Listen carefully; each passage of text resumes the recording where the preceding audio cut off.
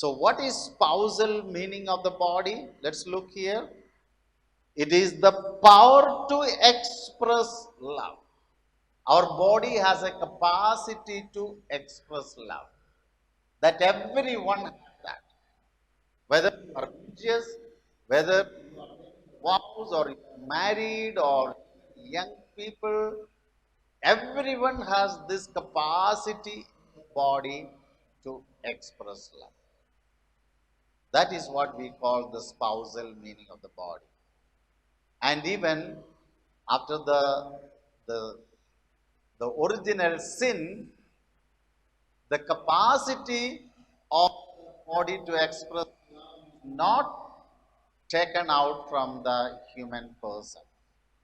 It is still continuing and it will continue. The only thing, the sin just distorted the capacity to express love. Adam and Eve, they were naked, they never felt shame. But when the sin comes, after the sin, what is happening then? What did they do first? Do first. They They cover were themselves. feeling shame, hiding each other. Even they didn't want to see each other.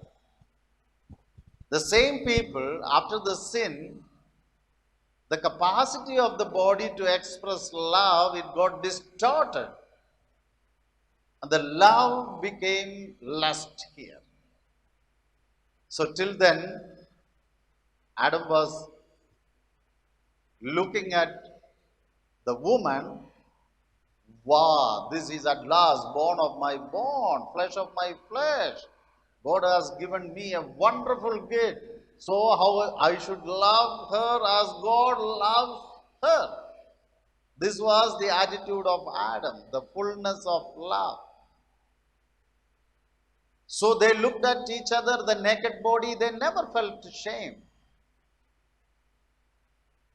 But when the original sin, they just disobeyed God, the trauma, the problem starts there. What happened? Till then, Adam was looking at Eve. She was so happy.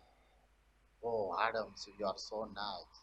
They looked at each other. They gazed upon each other. And they could express the love as God loves. But after the sin again, Adam looked at Eve. Now, what happened? What is the reaction of Eve? What is the reaction of Eve after the sin? Adam was looking at Eve. What happens? Just imagine. The woman was feeling awkward, weird. What is this man doing? Where is he looking? He's not good.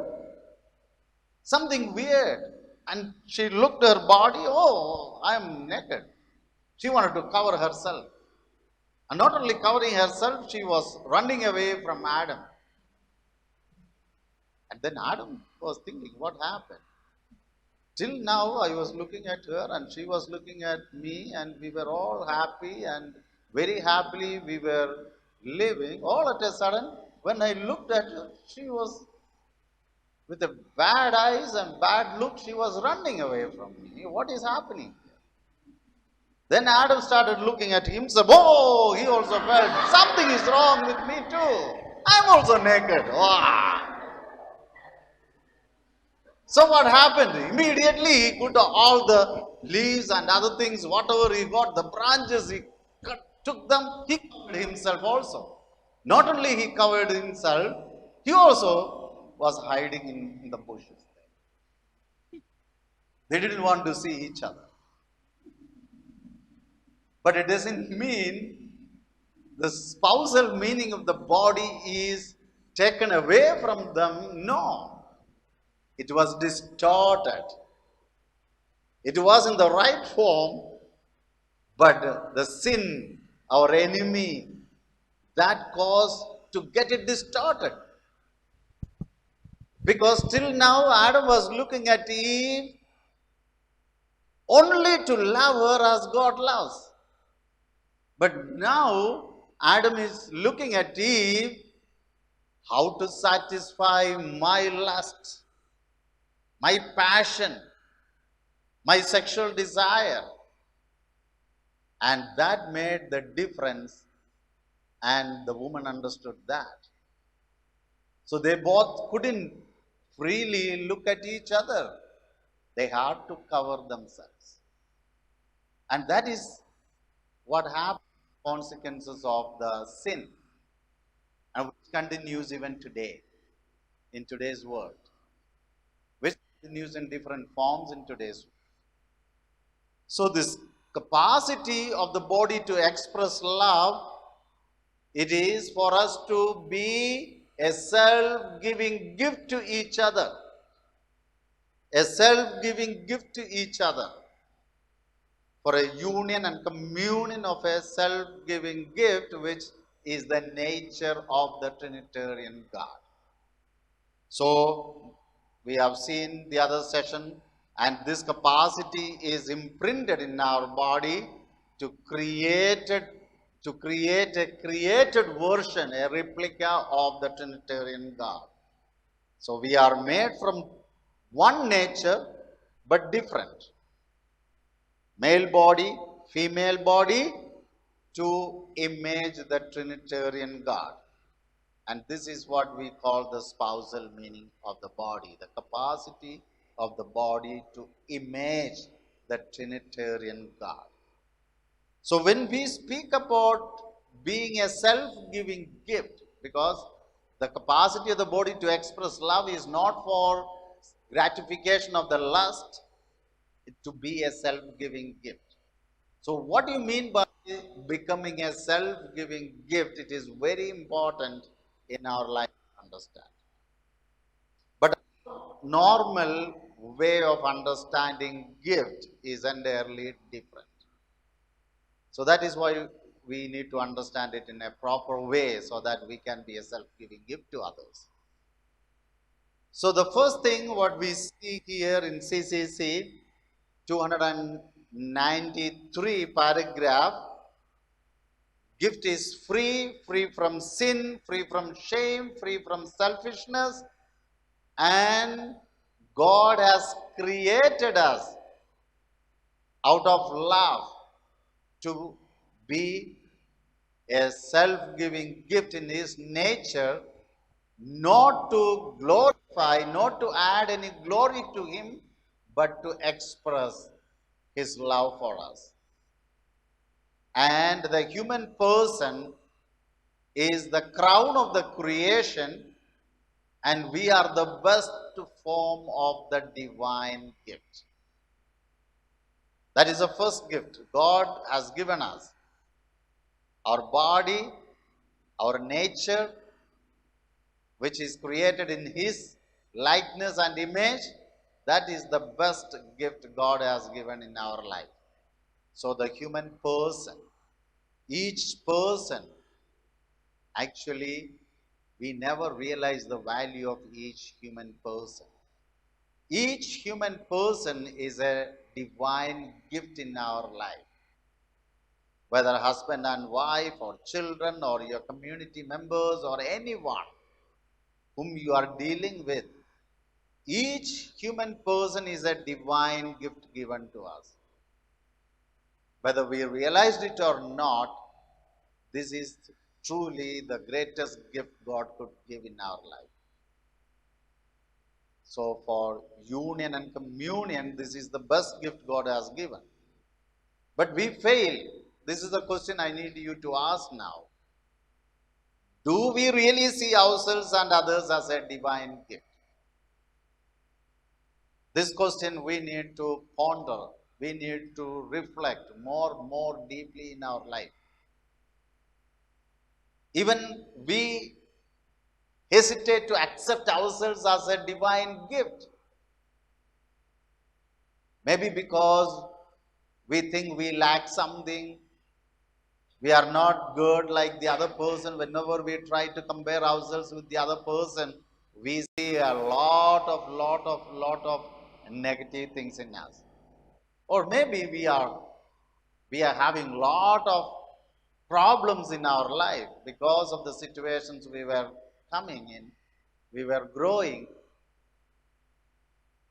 and many times we could see people are filled with frustration, filled with inferiority complex, always a complaining nature. They can never be satisfied with whatever they get in their life, complaining nature, because these are all indicating there is a possibility they have never accepted their own life as a divine gift. So the result of this is, if we don't accept ourselves as a divine gift, what do you think? What can be the outcome when we have relationship with other people? What will happen? Yes, say somebody. If you don't accept yourselves as a divine gift, will you be able to accept others as a divine gift? No. Other people will be a trouble for you. It will be a challenge for you. There will be a problem for you. And you cannot totally accept other people. In our life, we cannot accept many people because this is the reason. We cannot accept ourselves as a divine gift. At the same time, we cannot accept the other people also as a divine gift. If a person from their heart, if they can accept themselves as a divine gift, with all the weaknesses, with all what they are, definitely this person is going to accept others also with all their weaknesses. And that is why we need to make a difference wherever we are living. In our community, in our families, in our parishes, in our workplaces, wherever we are, we need to accept ourselves and others as a divine gift. That is the nature, the first category of gift which we have in our life. So again, our primary vocation for everyone to become a self-giving gift. Any vocation you choose, your primary vocation, your goal is becoming a self-giving gift. So here, what does it mean? This is from the Love and Responsibility, written by Pope John Paul II before he became Pope. The fullest, can you read that, please? The slide. The The fullest. fullest, the most uncompromising form of love consists precisely in self giving, in making one's Inalienable, inalienable and non non transferable transferable I, I someone someone else property. else's property. This is something wonderful we need to understand. When we say we love the other person, when we say I wanted to give myself as a self giving gift to my family or to the community where I am living, this is what exactly should take place. It is a self giving gift. If you give a self giving gift, means this is you give yourself. Here, Pope says, it is inalienable and non transferable. I. The I becomes someone else's property. Your ego is no more working there. You are no more important there. The other person is important there. So, this is, if we can practice this in our family life or in our community life, entirely our life will change into a different direction. It is not I who is important, it is you who is important. Then I have the motivation to give myself as a self giving gift to you. You got my point here? Yes or no? When we say when we are able to give ourselves as a self giving gift, let me see again, becoming a self giving gift means what? So, here, let's read this, sister. God God has, has entrusted to each and every one of us the task of giving ourselves in love to Him and to one another. yes, this is the task given to us. to love him and to love one another. We have seen yesterday, the beginning, the session, our call, even before the foundation of the world, God has chosen us to be holy and blameless and also for the good works, to bear fruit which will last forever. This is what we have seen. So, our task here, wherever you are, you may be in you may be in community life, wherever you are, your task is given to you. This is to love one another and to love God. And that is why Jesus has given the gist, the capsule of all the laws. He said, love God and love your neighbor. Everything is put into that small capsule and given to us by Jesus. So when we are able to do this, we are in the process of putting ourselves in the process of the self-giving. We were all made to love as God loves. This is the primary vocation, all of us. I would say this is the primary vocation. The way we love God and the way we love one another is a self-emptying love. Self. This is what we need to understand. Self-giving love means it's a self-emptying love. Again, we will see what do you mean by this self-emptying means. It is a disinterested love. Disinterested love. A disinterested. If somebody tell you they are loving you, they have a disinterested love for you means what? Can anyone tell? A disinterested love. I say self-emptying is equivalent to disinterested love. What do you think? Think. Disinterested love. What is coming to your mind? It is not a possessive love. It is not a possessive love, but disinterested love. I'm not interested in you. Is that the meaning? Without Ah, without any expectations, ah. without any conditions. Without any condition, without any expectation. We heard about the crazy lovers or the mad lovers concept, right? What is it? Ready to do anything, forgetting about that person. Disinterested love means I am interested in you so much that am not interested what is happening to me. This is what Jesus did, the disinterested love he had on the cross. He has so much passion, the true passion for us. He loved his bride so much, he even forgot about what is going to happen to him. Even though he knew this is going to happen to him, he didn't even care about it.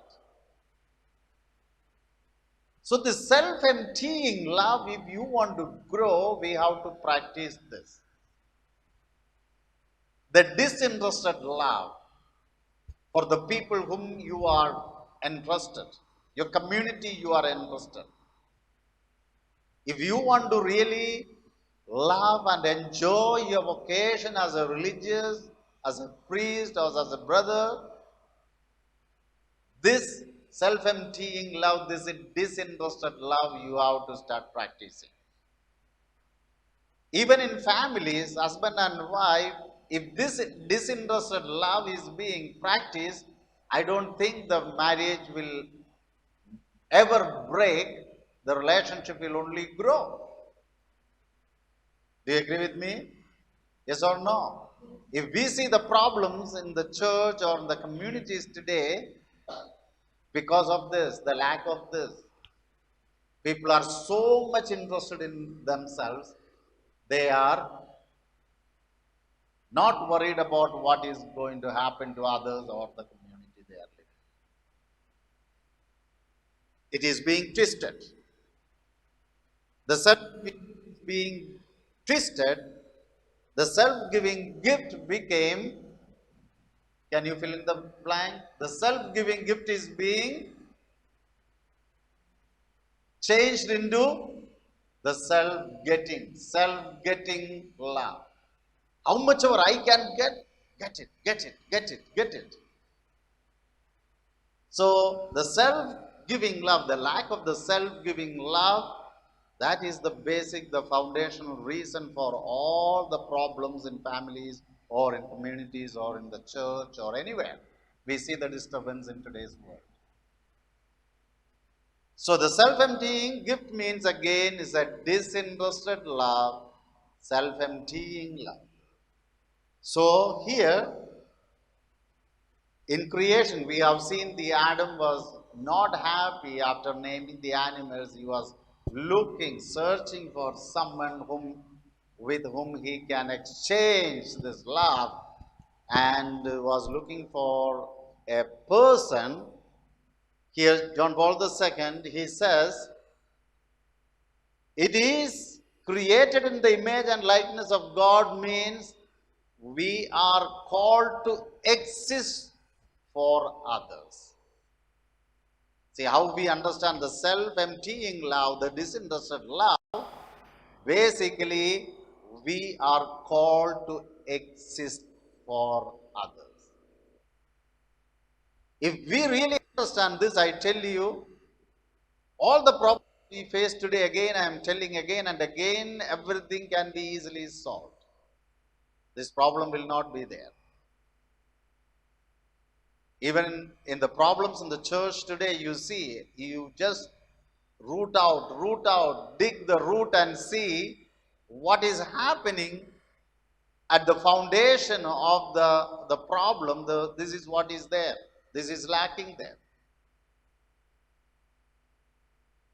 In vocation, you have lot of good ideas about to be a bride and to be a service, a gift for the community, for the people, but slowly it got distorted. And we are called to exist for others, but when we got away from the direction, that is where even we are not happy when others are not happy about us. So we are created to exist for others, and this Pope John Paul II called the fundamental characteristics of a personal existence. You can never find happiness if you are existing only for yourself. This is what happened with Adam. He was given everything in this world.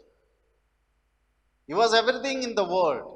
Everything was under his name, all the wealth, all the creatures. He was the master and given to everything. Even he had the freedom to name and do everything. But he was not happy because there was no union and communion with another person like him. If we are not here, if we are building and creating an island for ourselves, if we are separating ourselves in an enclosed case and we are thinking that we are doing the great work or great thing, we are excluding ourselves. We are going away from becoming a self-giving gift. So unless we exist for others, the basic, the existential experience and the fundamental experience of existence, we will not get. That's why exist for others, being a self-giving. And also we see here further the gift here. Let's read it. Job 14:2.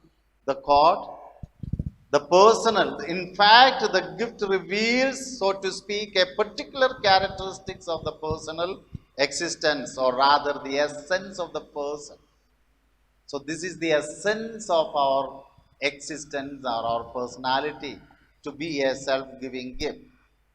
That is the reason when Yahweh said, it is not good for man to be alone. So, alone means here he is asserting, he is confirming that the essence of the human person is not complete there, just with Adam. This is what he meant for existing for someone. He finds the meaning. The moment he saw, Adam saw Eve, even his identity is coming there. Isha, hereafter, you are Isha, I am Ish. You are woman, and I am man. So this is what we understood. We exist for others. We find meaning for our existence by coexisting with the other. And that is the wonderful experience through this session the Lord has given us.